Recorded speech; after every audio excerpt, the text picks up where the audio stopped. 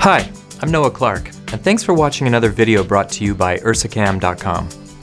When we made our original review of the BlackMagic URSA camera, a lot of you said you were very impressed at URSA's RAW recovery abilities. However, many of your replies said you wanted to test some RAW footage for yourself because you either didn't believe so much data could be recovered from a file, or you just wanted to get your hands on some footage to play. Today, we're going to do a similar RAW demo with a purposely very overexposed shot. This will show just how much data can be recovered using URSA's RAW recording mode. Now, we've made this clip available for download so you can try it yourself and even follow along with this quick demo. So, let's get started. Okay, so first, if you haven't done so already, go to UrsaCam.com and navigate to the download section. Download the clip titled Kate Exposed, which is a folder containing 120 sequential Cinema DNG files. For this demo, to keep things easy, we're going to use After Effects to process the file. A lot of you wrote in, said you're just starting to get into DaVinci, and you're more familiar and comfortable with After Effects. That being said, I do encourage you to try using DaVinci software as you move forward because it truly is fantastic. So, let's open up After Effects and go to File menu, Import, File. We'll select and open our Kate Exposed folder, which reveals the sequential DNG files. Let's click on the first one here called Kate Exposed 1, and you'll note that After Effects knows that this is a camera RAW sequence. If this little button here isn't checked for some reason, go ahead and check it now. Then we'll choose Open. Now, as you can see here, we really overexposed this shot. If this were a regular non-RAW file, we'd pretty much be toast at this point because the info here would be gone and there would be no real way to get it back. However, with the power of RAW, you'll soon see how easy it is to recover. So, let's start by moving over to the exposure slider. With just a simple slide to the left, this toasty, completely unusable shot becomes usable and the day is saved. Now, let's try boosting the shadow slider up a bit here to bring back more of the life in the leaves behind Kate, and maybe increasing the blacks a touch here and taking the highlights down just a bit.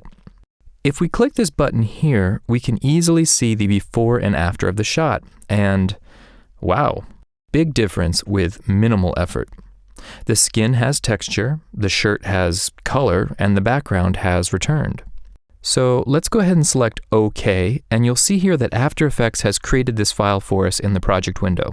Let's start by right-clicking or control-clicking on the file, and then choose Interpret Footage, and then Main. You can see here that After Effects is set to assume that this file is 30 frames a second, which it is not. We actually shot this file at 2398, so let's highlight this and change it by typing 23.976 and then say OK. Great, so let's take this file and simply drag it onto the new composition icon, and voila! You now have all of those Cinema DNG files assembled into one timeline.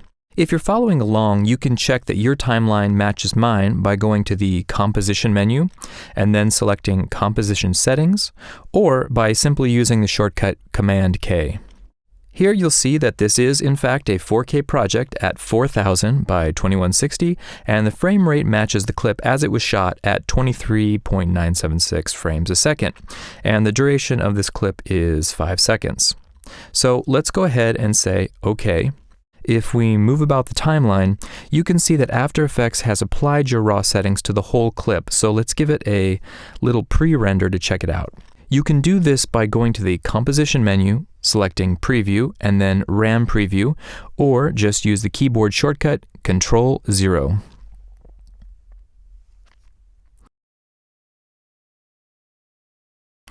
Well, I think this looks pretty good myself, but if you decide you'd like to go back into the RAW dialog box and do some more tweaking, it's really no problem. Simply go back to the DNG sequence in the project window and choose Interpret Footage again, just like you did a minute ago. Then, in the bottom left, choose More Options. This will bring back the Camera Raw sliders for you to make any more adjustments. When you're done, just say OK, and it will automatically update in After Effects. So taking a look at the before and the after of our final file here really shows the power of the URSA camera, and moreover really shows the power of shooting RAW. If you have the time and, of course, the hard drive space, shooting with Ursa in RAW mode is truly a fantastic option because it gives you the most latitude in post. Overexposed a little bit? No problem. Underexposed a little bit? No problem. But, of course, it's not a perfect system, as it does add considerable time to your post workflow. Well, that's it. I hope you enjoyed this tutorial and are as impressed as I am at Ursa's amazing ability to recover information from a RAW file. Make sure to subscribe for more videos, updates, tutorials, and downloads at UrsaCam.com. I'm Noah Clark, and I'll see you next time. And as always, thanks for watching.